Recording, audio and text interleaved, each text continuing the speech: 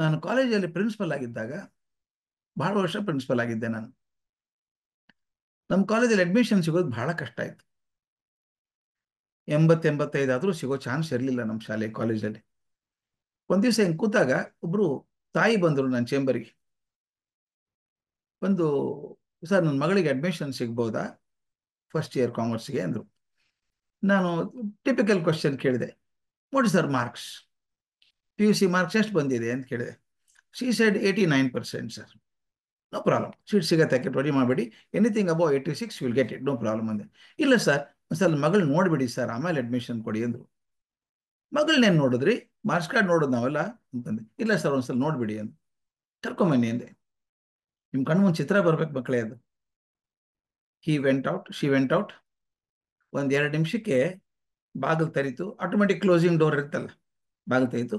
ಇನ್ನೊಬ್ಬ ಮನುಷ್ಯ, ಅವರ ಡ್ರೈವರ್, ಅವನು ಬಾಗಿಲು ಹಿಡ್ಕೊಂಡಿದ್ದ.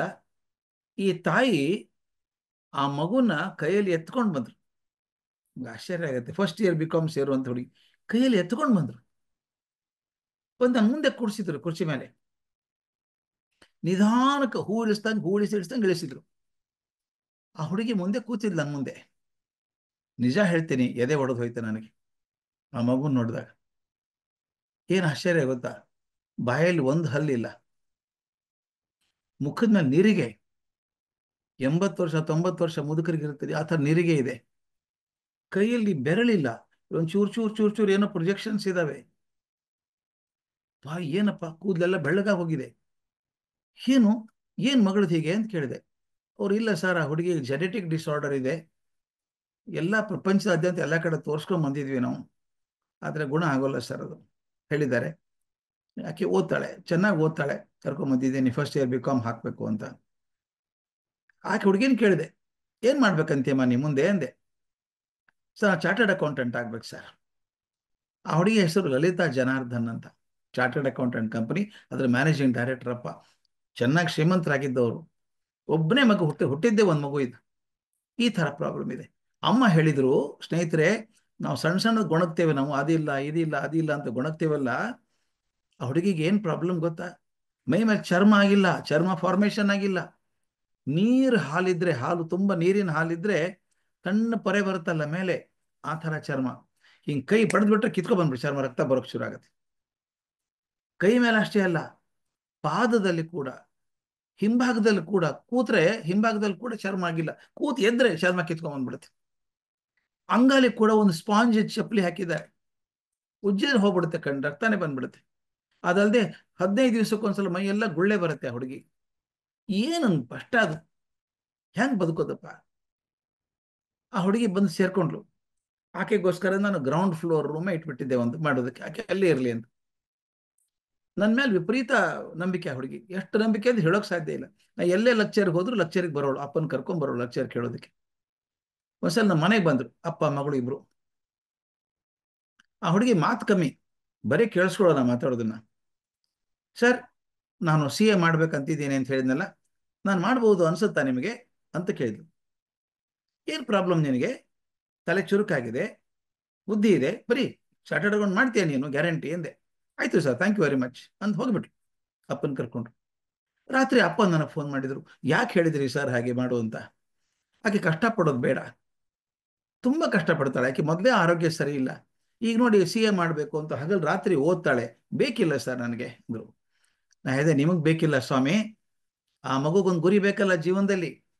ನೀವು ಹೇಗೆ ರೋಗಿಷ್ಠರಂಗೆ ಕೂತ್ಕೊಂಡ್ರೆ ಬದುಕೋದು ಹೇಗೆ ಹುಡುಗಿ, ಅದು ಮಾಡಲಿ ಬಿಡಿ, ಆಕೆ ನಂಬಿಕೆ ಇದೆ ಅಂತ.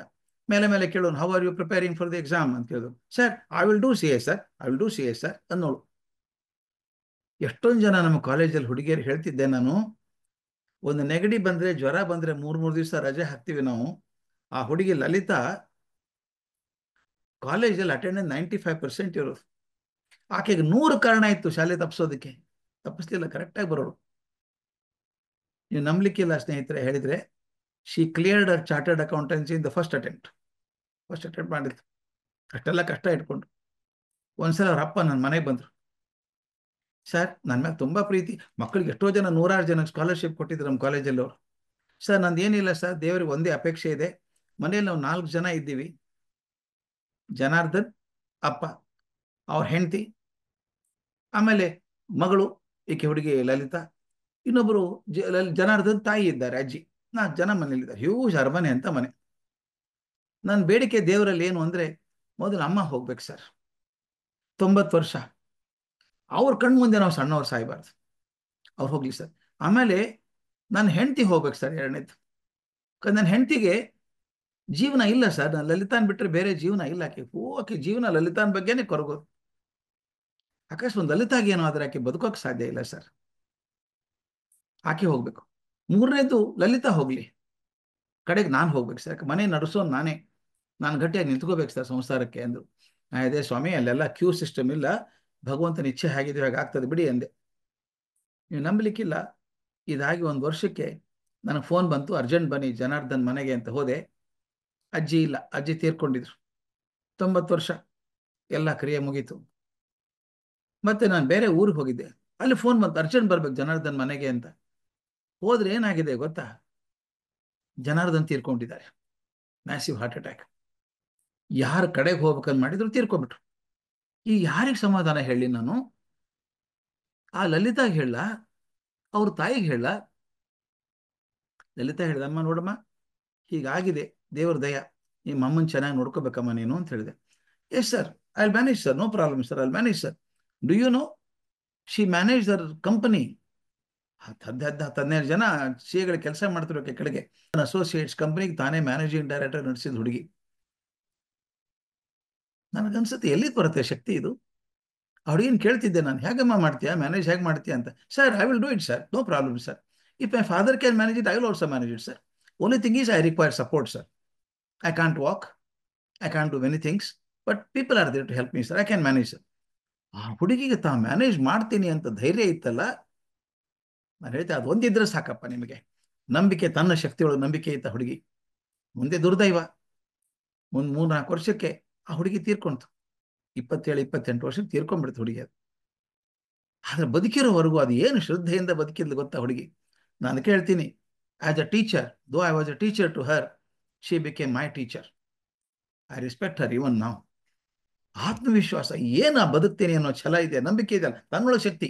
Sir, I can manage sir, I can do it sir, I manage, I have seen my father doing it. Lalitha ತೀರ್ಕೊಂಡು, ಆದ್ರೆ ತೀರ್ಕೊಂಡ್ರು ಕೂಡ ಆಕೆ ಶಾಶ್ವತ ಆಗಿ ಹೋದ್ಲು. ಎಷ್ಟೊಂದು ಜನ ನಮ್ಮ ಕಾಲೇಜಲ್ಲಿ ಮಕ್ಕಳಿಗೆ ಹೇಳ್ತಾರೆ, ಲಲಿತಾಗಿರುವಂಥ ಕಾನ್ಫಿಡೆನ್ಸ್ ಇನ್ ಹರ್ ಸೆಲ್ಫ್, ತನ್ನಲ್ಲಿ ಶಕ್ತಿ ಇದೆಯಲ್ಲ, faith in myself was amazing. ಅಂಥದ್ದನ್ನು ನೆನೆಸ್ಕೋಬೇಕು ನಾವು. You should never lose faith in yourself. ಅಯ್ಯೋ, ನನ್ನ ಕಡೆಯಿಂದ ಆಗಲ್ಲ, ಯಾಕಾಗಲ್ಲ? What is the problem? 2 things are required. One is you require focus, as I told you the last one, and constant hard work. And believe in yourself. I can do it. If he can do, I can do it. If he can pass chartered accountants, I can do it. If he can become a doctor, I can also become a doctor. Faith in yourself first.